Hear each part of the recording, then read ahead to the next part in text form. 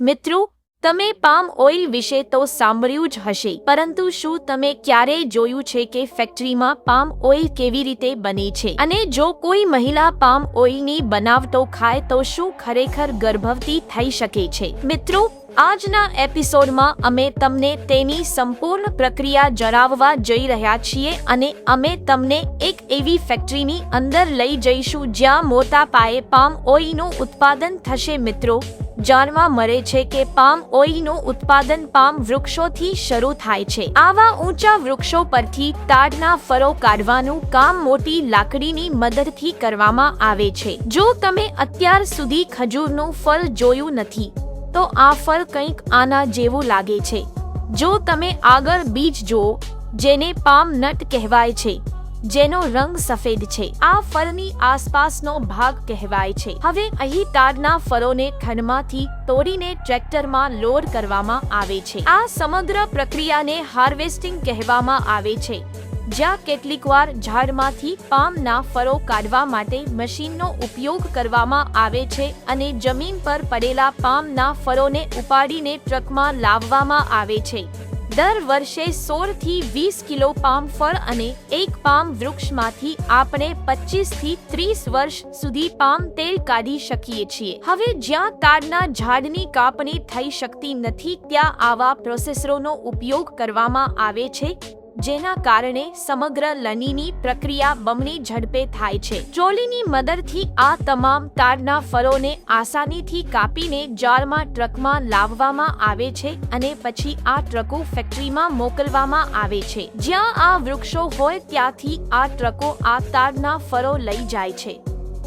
હવે અહીં ફ્રન્ટ લોડરનો ઉપયોગ કરીને આ બધા પામ ફળોને એકત્ર કરીને ફેક્ટરીની અંદર લાવવામાં આવે છે. ફળોને ફેક્ટરીની અંદર લાવવામાં આવે છે અને તેને કન્વેયર બોક્સ પણ કહેવામાં આવે છે. પછી ધીમે ધીમે તેઓ ફેક્ટરીની અંદર સંપૂર્ણ રીતે આવે છે, જેને સ્ટરીલાઇઝેશન પ્રોસેસર કહેવામાં આવે છે.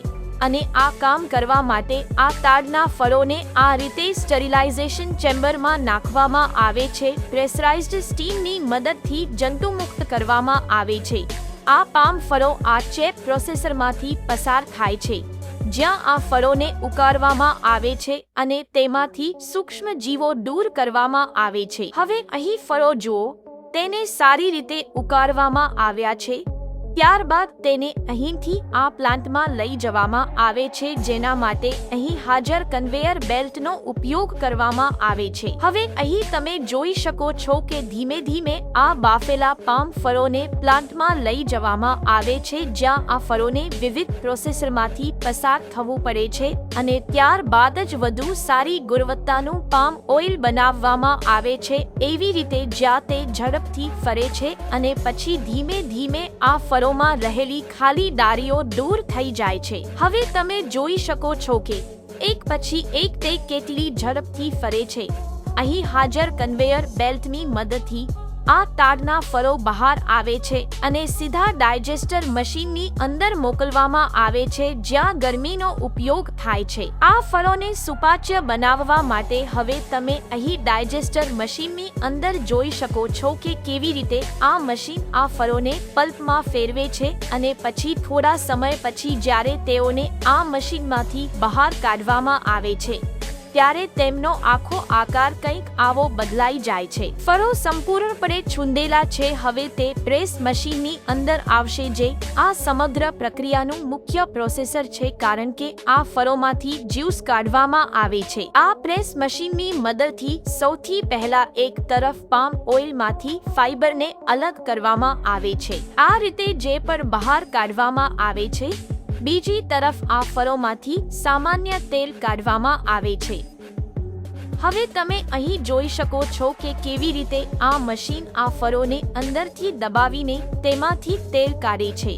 હવે જુઓ, તેલ કાઢ્યા પછી તેને રિસેપ્શન ટાંકીની અંદર એવી રીતે નાખવામાં આવે છે કે જ્યાં આ તેલને પાતળું કાચા તેલમાં રૂપાંતરિત કરવામાં આવે છે.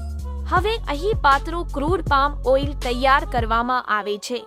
ત્યારબાદ તેને કોલ્ડ સ્ટોરેજમાં રાખવામાં આવે છે અને પછી અહીંથી આ તેલ પ્રવાહીમાંથી ઘન બની જાય છે અને તેનો આકાર કંઈક આવો બને છે.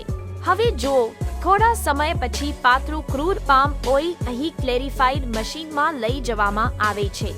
પામ ઓઇલના આ બ્લોક્સ એક પછી એક મશીનની અંદર નાખવામાં આવે છે અને તેની અંદર લગાવેલા પ્યુરિફાયરની મદદથી તેને બહાર કાઢે છે અને અંતે આ પામ તેલ અને બીજી બાજુ ખજૂરમાંથી જે કંઈ બચે છે તે અહીં હાજર આ સ્લજ ટાંકીમાં મોકલવામાં આવે છે અને પછી તે ડિફેન્ડરને મોકલવામાં આવે છે અને પછી તેને બજારમાં મોકલવામાં આવે છે, વેચવામાં આવશે.